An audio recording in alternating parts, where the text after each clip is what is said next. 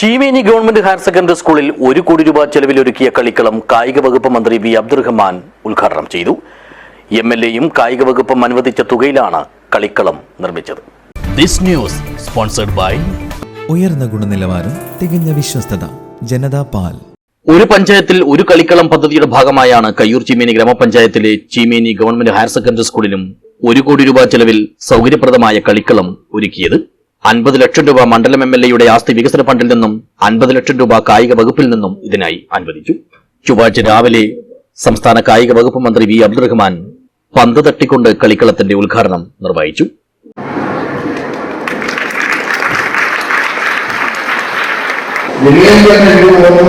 കായിക വികസനം എന്നുള്ളത് കായിക അടിസ്ഥാന സൗകര്യ മേഖലയിൽ ആ വികസനത്തെ ലക്ഷ്യം വെച്ചുകൊണ്ട് നടത്തുന്ന പ്രവർത്തനങ്ങൾ വലിയ രീതിയിൽ ഗുണം ചെയ്യുമെന്നുള്ള പ്രതീക്ഷ ഉണ്ട്.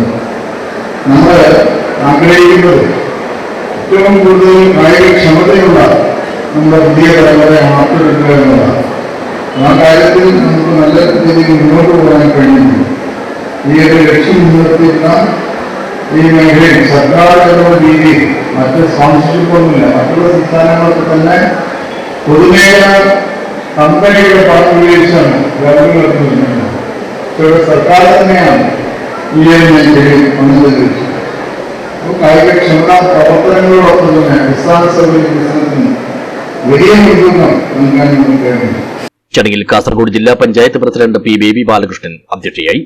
Kayyur Cheemeni panchayat president A G Ajith Kumar, ജില്ലാ പഞ്ചായത്ത് പൊതുമരാമത്ത് standing committee chairperson K Shakuntala, K Sukumaran, M Sreeja, K T Latha, M Gangadharan, M V Jayachandran, T N Jayamol, T Aneesh, M P Murali, K I Sankaran, M K Nalinakshan, Karimbil Krishnan, C V Vijayaraj, M Hameed Haji, Mohanan Kanayi, P Rajeevan, P K Abdul Khader, Nafeesathul Firdousia, A P M Muhammad Ashraf എന്നിവർ സംസാരിച്ചു. G Sunilkumar സ്വാഗതവും K Vinod നന്ദിയും പറഞ്ഞു. News bureau, Cheruvathur.